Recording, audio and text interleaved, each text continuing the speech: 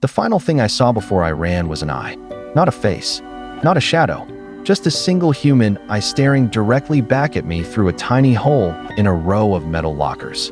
Even now, years later, I still wonder how long that person had been watching me before I looked through that hole. And sometimes I think about what might have happened if I hadn't decided to leave the game early that night. Back in high school, I played on the basketball team. Calling myself a basketball player always felt like an exaggeration because I wasn't particularly talented. I wasn't chasing scholarships or dreaming about playing professionally. I joined because it looked good on college applications, and I enjoyed being part of a team. One evening, we were hosting a nearby school. I honestly can't remember the school's name anymore, only that it wasn't a major rivalry and hardly anyone showed up.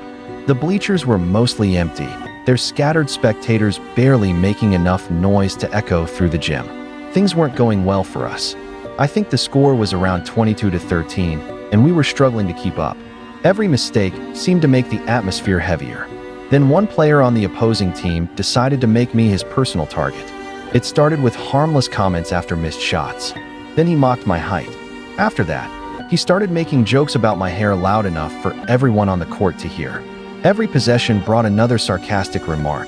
My teammates heard it. His teammates laughed. Even though nobody else joined in, I could feel every word getting under my skin. I tried ignoring him. I focused on defense, passed the ball, kept my mouth shut, but every miss earned another insult. Finally, something inside me snapped. After another play, I shoved him as hard as I could. He crashed backwards, sliding completely off the court. Players from both teams rushed toward us before the referees even blew their whistles. My teammates held his friends back, while the official immediately ejected me from the game. Oddly enough, I didn't regret it. I walked straight past my furious coach without saying a word, convinced I'd rather deal with the consequences later than spend another minute listening to that guy. I headed for the locker room, wanting nothing more than to grab my bag, change my clothes, and wait for the game to end somewhere else. When I reached the main entrance, I grabbed the handle. Locked. That made no sense. Normally someone would have unlocked it before the game started. I stood there for a second debating whether to ask my coach, but after getting thrown out only moments earlier, that conversation sounded painfully awkward. Instead, I remembered the outside entrance at the back of the boys' locker room. I walked around the building into the cold evening air. The temperature had dropped sharply, and a steady breeze rattled the nearby trees. When I reached the back entrance, I stopped. The door was already open. I had never seen it left open before. Shrugging it off, I stepped inside. The cold hit me immediately. It felt almost the same as standing outside, as though the door had been open for hours. The room was dark as well. None of the lights had been switched on. This happened before everyone carried phones everywhere, and mine wasn't with me anyway, so I couldn't use a flashlight. I closed the back door behind me and stretched one hand along the brick wall, slowly searching for the light switch. The only sound at first was my hand scraping across the rough surface. Then another sound broke the silence. Click. A locker had just closed somewhere inside the room. I stopped moving. "Who's there?" I called confidently, assuming one of my teammates had come in early. Nothing. Not even a whisper. The darkness wasn't complete, but it was enough to distort shapes between the rows of lockers. I began walking carefully down one aisle, peering into every gap. That's when I heard footsteps. Slow. Measured. Definitely not mine. Each step seemed to stop whenever I stopped, then begin again only after I moved. My breathing became louder than the footsteps themselves. At the very end of the final aisle, I caught the briefest glimpse of someone. A large figure slipped behind the lockers so quickly that I questioned whether I'd actually seen anyone at all. But my heartbeat told me otherwise. The fear arrived all at once. Every instinct told me to leave immediately. I hurried back toward the main entrance and grabbed the handle. It wouldn't move. The door was locked from the inside as well. My stomach dropped. As I searched around the frame in frustration, my hand finally found the light switch. The fluorescent lights buzzed to life overhead. The room instantly looked less threatening. Rows of lockers stretched neatly across the floor, perfectly ordinary. No shadows darted across the room. No obvious hiding places. I convinced myself I'd imagined everything. With the lights on, I decided I was going to confront whoever had been playing games with me. I started walking between every aisle, checking each corner carefully. No one. Yet the footsteps never stopped. Whenever I entered one aisle, footsteps echoed from the next aisle over. always staying perfectly opposite me. If I sped up, they sped up. If I slowed down, they slowed down. "Who's there?" I shouted again. Silence. No answer. No laugh. Not even breathing. I spent several exhausting minutes weaving through the locker room, practically jogging from aisle to aisle, trying to catch whoever was following me. It was impossible. Then I noticed something I'd never paid attention to before. Each locker had tiny ventilation holes. From certain angles, you could actually see into the next aisle. A simple idea entered my mind. Instead of chasing whoever was there, I'd let them walk past while I looked through one of those holes. Trying not to make any noise, I crouched beside one locker. I slowly leaned forward. Then I pressed my eye against one tiny opening. At first, all I saw was darkness. Something seemed to be blocking the view. For one confused second, I couldn't understand what I was looking at. Then the shape blinked. It wasn't darkness. It was another eye.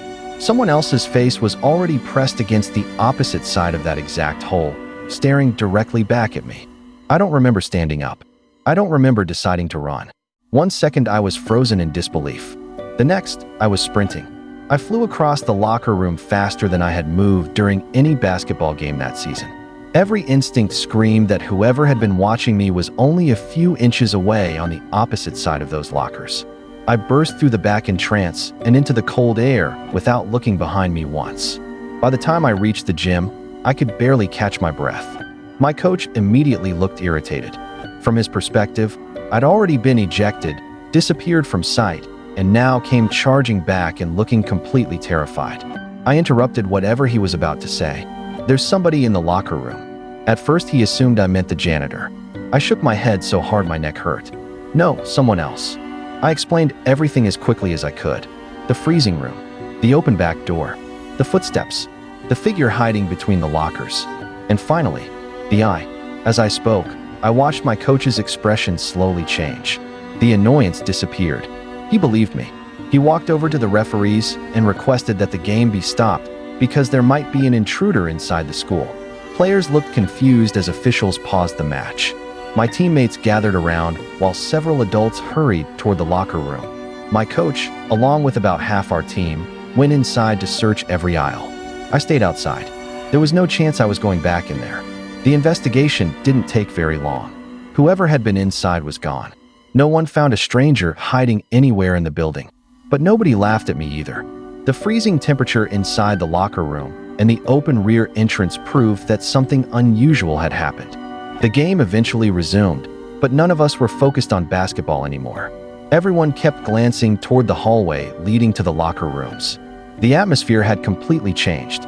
When the final buzzer sounded and everyone returned to collect their belongings, another disturbing discovery was waiting. For players on our team had been robbed. Their clothes had disappeared from their lockers. Not valuables, not wallets, not phones, just clothing. Every missing set belonged to lockers in the freshman section. The adults searched again, but whoever had entered the building had vanished long before anyone realized they were there. No suspect was ever found. No explanation was ever given. For years I replayed that night in my head, wondering about every decision I'd made. What if I hadn't been thrown out of the game? What if the back entrance had been locked like it was supposed to be? What if I hadn't heard the locker close? The question that still unsettles me most is the one I can never answer. When I looked through that tiny ventilation hole, had I caught someone spying on me? Or had that person already been waiting for me to look? The missing clothes eventually made me realize what kind of individual had most likely been hiding inside that locker room that evening. Someone who had quietly slipped into a school, hidden among rows of lockers, and remained there while students came and went. The thought is far more frightening than any ghost story, because whoever was watching me was completely real. And to this day, I'm grateful for one thing above everything.